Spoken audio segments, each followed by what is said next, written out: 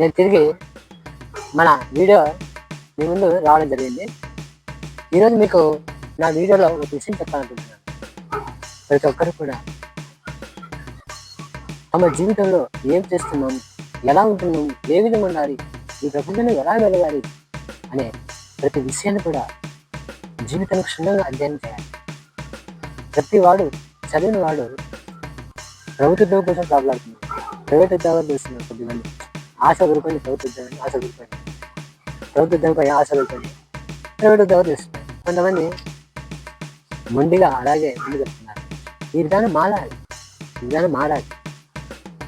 మనకు గవర్నమెంట్ ఉద్యోగం భాగ్యం లేదనుకోని వదిలేసి చక్కగా మనకున్న వాటిని ప్రైవేట్ ఉద్యోగం చేస్తుంది హ్యాపీగా లైఫ్ను ఆనందంగా అనుభవించాలి. అప్పుడే మన సమాజంలో మన ప్రభుత్వాలు మారుతున్నాయి, కానీ సామాన్యులకు ప్రభుత్వం మారాలి. ఎందుకు మారడం? తన యొక్క ఆలోచనలు అలాగే ఉంటున్నాయి.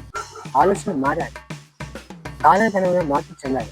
అలా మార్పు చెందినప్పుడే ప్రతి ఒక్కరు కూడా తమ మార్పులకు అనుగుణంగా జీవితంలో జీవించాలి. అప్పుడే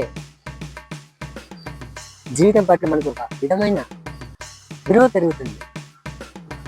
జీవితం పట్ల వ్యామోహం ఉండకూడదు, వైరాగ్యం అది కూడా ఉండకూడదు. సానుకూలమైన జీవితాన్ని కలిగి ఉంది. ఫలానా పని చేస్తున్నాము, ఫలానా పని చేయకూడదు అనేది ఏమీ లేదు. మంచిది ఇతరులకు చెడు చేయనిది ఏదైనా సరే ఆ పని చేయాలి. సమాజంలో మనకంటూ ఒక విలువ ఉండాలి. సమాజం యొక్క విలువను పెంచాలి. మనం చేసే ప్రగతిని ఆనందించాలి. ఈరోజు మనం అనుకున్నట్టు మన జీవితంలో జరుపుకోవచ్చు, రేపు భవిష్యత్తులో జరుగుతుంది. ఆ నమ్మకంతో జీవించాలి. నమ్మకమే జీవితంలో గొప్పగా చేస్తుంది. ఏ వ్యక్తిని సరే ప్రతి వ్యక్తి కూడా తన దైనందిక జీవితంలో ఫలానా వ్యక్తి ఫలానా విధంగా జీవిస్తున్నాడు, ఒక్కరి గురించి ఆలోచించడం మానేది. ఒక్కరిని నువ్వు పోల్చుకోవద్దు. నీ జీవితాన్ని వాకంతో పోల్చుకోవద్దు. ఉన్నవంతా కానీ లేవంతా కానీ ఎవరితోనే నువ్వు పోల్చుకోవద్దు. నీ జీవితంలో నువ్వే పరిపాటి.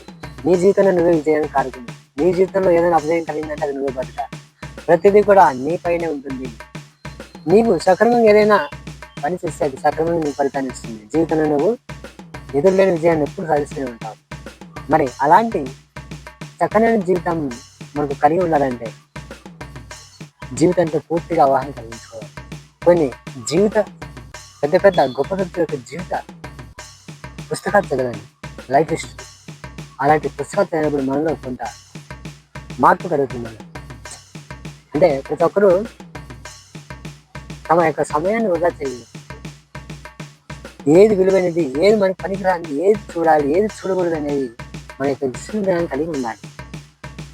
ఇన్స్టాగ్రామ్, ఫేస్బుక్లో చిత్రమైన లైకుల కోసం ఏదో నానా అశ్లీలతమైన దృశ్యాలు చూపిస్తున్నారు, వాక్యాలు ఉంటున్నాయి తెలుగులో. వాటిని చూసి అసలు మా మనసు ఎక్కడ పడుతుంది. అలాంటివి మనకు అక్కడికి రాదు, అలాంటివి పట్టించుకోవద్దు. ఒకసారి మనకు చెడు అలవాటు పడతాయి. ఆ చెడు మనల్ని ఎప్పుడు వదిలిపెట్టదు.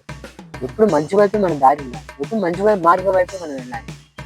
ఈ మార్గం మంచిది, ఈ మార్గం చెడ్డదని నీ యొక్క మేధస్సుకు వదిలిపెట్టి ఏ మార్గం మంచిదో, నీ జీవితాన్ని ఏది నీకు విజయాన్ని కలిగిస్తుందో అదే నీకు గొప్పదని నీకు గుర్తుంచుకోవాలి.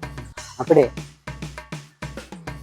నీకు జీవితం పట్ల ఉన్న నీ యొక్క విలువను నీ ఎదుటి వాళ్ళు నిన్ను ఆదర్శనీయంగా తీసుకుంటారు. గొప్ప వ్యక్తులు, గొప్ప వాళ్ళంతా మన యొక్క 24 గంటల జీవితంలో 24 గంటల యొక్క రోజులు ఏ విధంగా గడిపారు. ఒక ప్లానింగ్, జీవితంలో ఒక ప్లానింగ్ అనేది ముఖ్యం.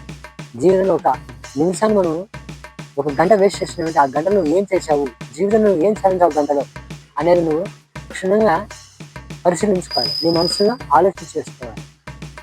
పరీక్షలు, పని ఏదైనా సరే, నీకు కూలి ఏదైనా సరే, ప్రతి పనిలో కూడా నీపై నీకు నమ్మకం కలిగి నీ ఆత్మవిశ్వాసం నీకు ముందుగా ఉండాలి. అప్పుడే నీ జీవితం పట్ల నువ్వు ఒక విధమైన గొప్ప శక్తిని కలిగి ఉంటావు. అలాంటి జీవితం చాలా గొప్ప వ్యక్తులు తమ యొక్క జీవితంలో ప్రతి క్షణాన్ని, ప్రతి రోజును వారి జీవితం ఏం సాధించాలనేది అన్నీ వాళ్ళు వాళ్ళ మనసులో అది పదనం చేసుకుని జీవితాంతం ఆ ప్లానింగ్ కోసం పోరాడుతూ అందుకోసం వాళ్ళు జీవితంలో ఎదురులేని గెలుపుతున్నారు. మనం కూడా మనం ఈ జీవితాన్ని ఎందుకు మనం పుట్టాం, ఎందుకు ఎందుకు ఎవరి కోసం పుట్టాం, ఎందుకు జీవించాలి, ఎలా ఉండాలి, మనం పోయేటప్పుడు ఏం తీసుకోలేము, వచ్చేటప్పుడు ఏం తీసుకోలేము. మరి ఈ సత్యాన్ని మనం గ్రహించి మనం ఏం చేయాలో ప్రతి ఒక్కరు కూడా మీ హృదయం మీద చేయి వేసుకొని ఆలోచించుకొని మీ మనసుతో గొప్ప పనులు చేసి మంచి వారిగా అనిపించుకొని 10 మందికి నువ్వు సహాయపడాలి. అదే జీవితం అంటే, అదే గెలుపు అంటే.